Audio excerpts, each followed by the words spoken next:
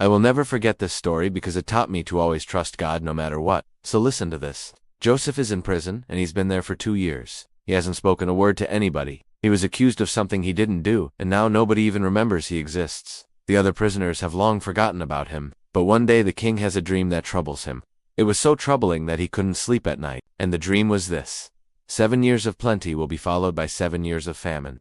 The king calls all his wise men and asks them to interpret the dream, but none of them can. They only know how to read fortunes, that's all they do. But one man steps up and says, I can interpret dreams, not just fortunes. And the king says, okay, tell me about my dream. The man says, you want to know about your dream?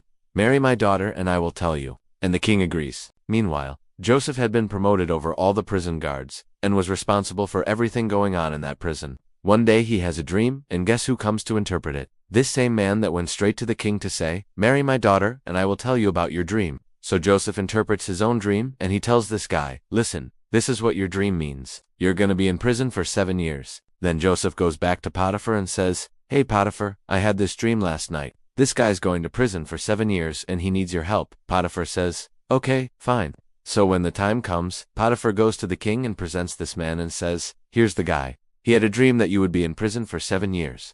The king says, no kidding. Let's go ahead and put him in prison. And as the man is being led away to prison, he looks back at Potiphar and says, you ruined my life. Potiphar replies, shut up, shut up. I didn't do anything. You told me you were going to go to prison for 7 years. Why are you blaming me? The man says nothing. But here's where Joseph shines. Joseph ends up interpreting the king's dream and saves the nation from destruction. The king is so grateful that he makes Joseph the second in charge of the entire country. Now, if you read the passage, you will see that the Bible never tells us what Joseph did after this. It doesn't say whether Joseph was ever released or not. It doesn't say whether Potiphar's daughter ever came to him or not.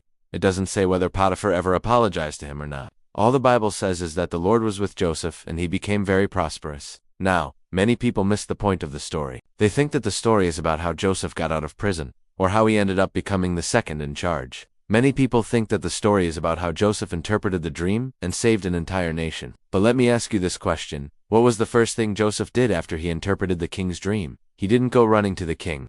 He didn't ask the king for forgiveness. He didn't beg the king to release him from prison. No, my friend. The first thing Joseph did was look after the spiritual things. The first thing Joseph did was remember the Lord. As soon as Joseph interpreted the dream, the Bible says that the Lord was with Joseph.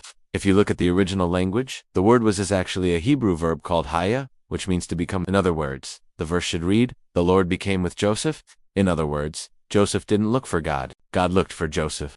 As soon as Joseph remembered God, God came down and began to work on his behalf. That's why Joseph became prosperous. Let me tell you something that will blow your mind. From the moment Joseph was betrayed by his brothers, until the moment he was made ruler of Egypt, he spent 13 years in prison. He spent 13 years in prison. What kept Joseph through those 13 years? What gave him strength through those 13 years? It was the fact that he held on to God. So how does this story teach us to trust God no matter what? Well, here are 3 lessons for you. Lesson no. 1. No matter how good you are, somebody is out there looking to destroy you. Somebody's out there looking to bring you down. Joseph was a good guy. He was righteous. He was honest. He was hardworking. But his brothers were jealous, and they sold him into slavery. You know you can be a good person and still get treated unjustly. Lesson no. 2. No matter how bad your situation is, God is able to turn it around. When Joseph was thrown into prison, things looked their worst. His reputation was destroyed. Nobody cared about him anymore. But Joseph remembered the Lord and God began to work on his behalf. Listen to this. From the moment Joseph was thrown in prison until the moment he was taken out, it took exactly 2 years. Can you imagine? 2 years in prison is a long time, but Joseph knew that God would one day vindicate him. Lesson no. 3. Sometimes God will allow your accusers to prosper so that you will humble yourself before him. After Joseph interpreted Pharaoh's dream and saved the nation, Pharaoh made him the second in charge. Look at the irony here. Potiphar's daughter had a dream. She wanted her dream interpreted, so she asked her father to marry Joseph. Potiphar said, okay, marry my daughter and I will tell you about your dream. And the dream was this. You want to know about your dream? You're going to marry my daughter and I will tell you. Now many people don't understand this, but God allowed Potiphar's daughter to prosper, so that Joseph would humble himself before God. Let me explain this a little bit further. In Genesis chapter 49, Jacob called all his sons and gave them prophecies about their future. When he came to Joseph, he said, do not be angry, my son. When your time comes, you will gather all the nations and your family will be blessed. But he said, am I not an outsider? My brothers hate me. They sold me into slavery. How can I ever bless them?